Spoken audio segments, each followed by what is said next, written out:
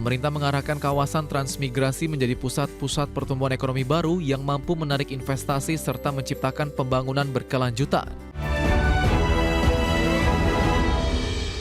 Pemirsa, pemerintah mengarahkan kawasan transmigrasi menjadi pusat-pusat pertumbuhan ekonomi baru. Untuk mempercepat pengembangan kawasan tersebut, pemerintah melibatkan kalangan akademisi dari perguruan tinggi di berbagai daerah. Menteri Koordinator Bidang Infrastruktur dan Pembangunan Kewilayahan Agus Harimurti Yudhoyono mengatakan, pemerintah mengarahkan kawasan transmigrasi menjadi pusat-pusat pertumbuhan ekonomi baru yang mampu menarik investasi serta menciptakan pembangunan berkelanjutan. Menurut AHY, perubahan paradigma tersebut menjadi bagian dari transformasi program transmigrasi agar setiap kawasan berkembang sesuai potensi lokalnya dan mampu meningkatkan kesejahteraan masyarakat. Kita ingin memetakan potensi wilayah. Misalnya di suatu daerah punya potensi pertanian atau perkebunan. Mungkin di daerah yang lain potensinya adalah pariwisata, ekonomi kreatif. Di tempat yang lain industri, hilirisasi dan lain-lain. Jadi itu semua bisa kita analisa dengan baik, kemudian dilaporkan langsung dari lapangan oleh para mahasiswa-mahasiswi tadi dan memberikan masukan yang berarti bagi Kementerian Transmigrasi.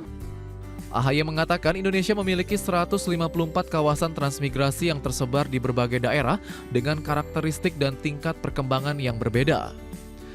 Untuk mempercepat pengembangan kawasan tersebut, pemerintah melibatkan kalangan akademisi melalui tim Ekspedisi Patriot 2026 yang terdiri atas sekitar 1.476 peserta dari perguruan tinggi di berbagai daerah. Dari Jakarta, Steven Patinama, Aulian Syah Ramadan, IDX Channel. Selanjutnya, pemirsa, Menteri Lingkungan Hidup Muhammad Jumhur Hidayat menilai penerapan prinsip Environmental, Social and Governance atau ESG telah berkembang menjadi investasi strategis yang mampu meningkatkan daya saing perusahaan di tengah persaingan global.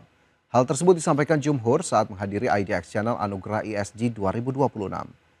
Menurut Jumhur, pengelolaan aspek lingkungan, sosial, dan tata kelola yang baik dapat memberikan berbagai manfaat bagi perusahaan.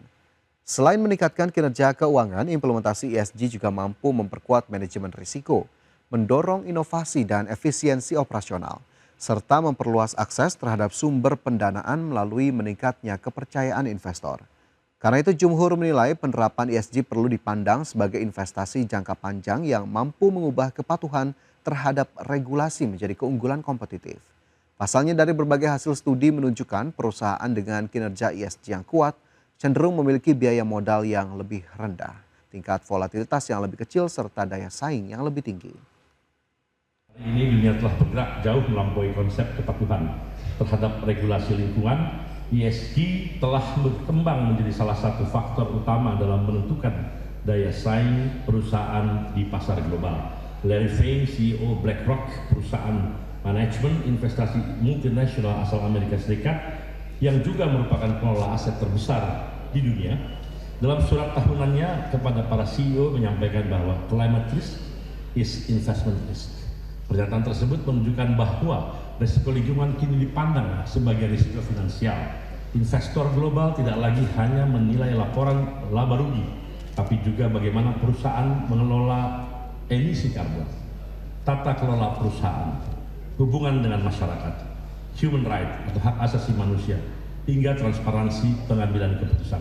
Investor global semakin mengintegrasikan faktor ESG dalam proses pengambilan keputusan karena perusahaan dengan tata kelola yang baik dinilai lebih mampu bertahan menghadapi krisis, memiliki risiko lebih rendah.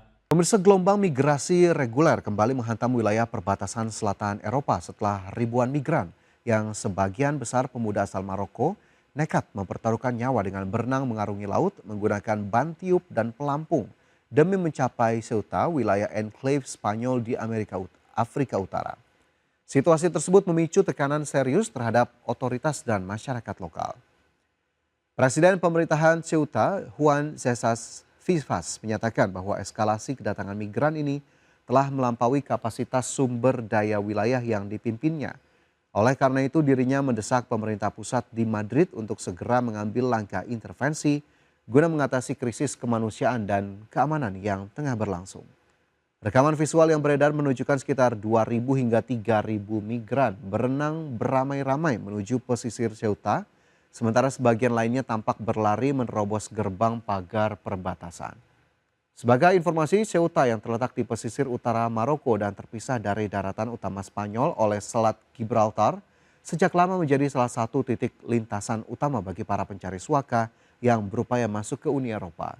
Kedua wilayah enklave Spanyol di Afrika Utara yakni Ceuta dan Melilla merupakan satu-satunya perbatasan darat antara Uni Eropa dan benua Afrika.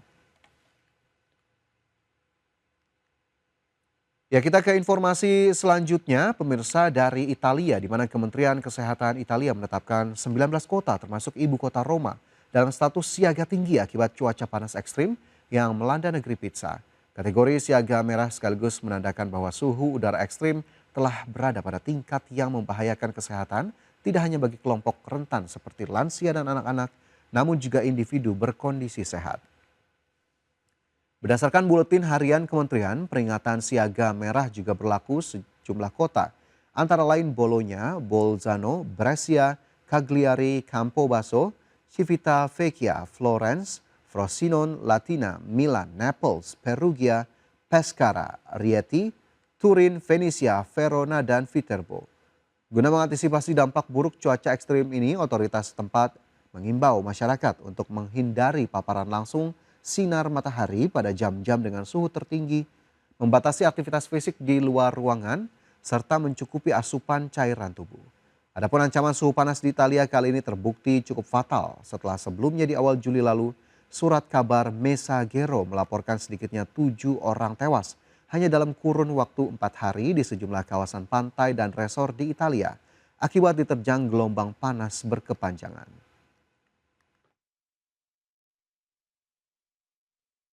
Pemirsa, Presiden Prabowo Subianto menegaskan perlunya inovasi dan terobosan untuk mempercepat pemenuhan kebutuhan perumahan bagi masyarakat.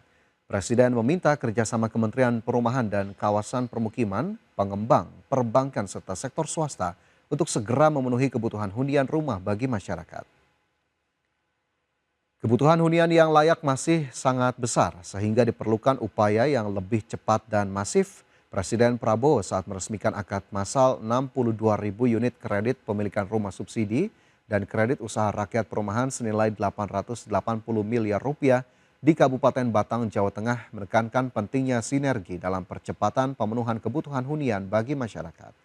Presiden menegaskan bahwa percepatan penyediaan rumah membutuhkan kolaborasi seluruh unsur, di mana kerjasama tersebut mencerminkan semangat Indonesia Incorporated, yakni pihak yang besar membantu yang kecil agar dapat terus bekerja dan produktif.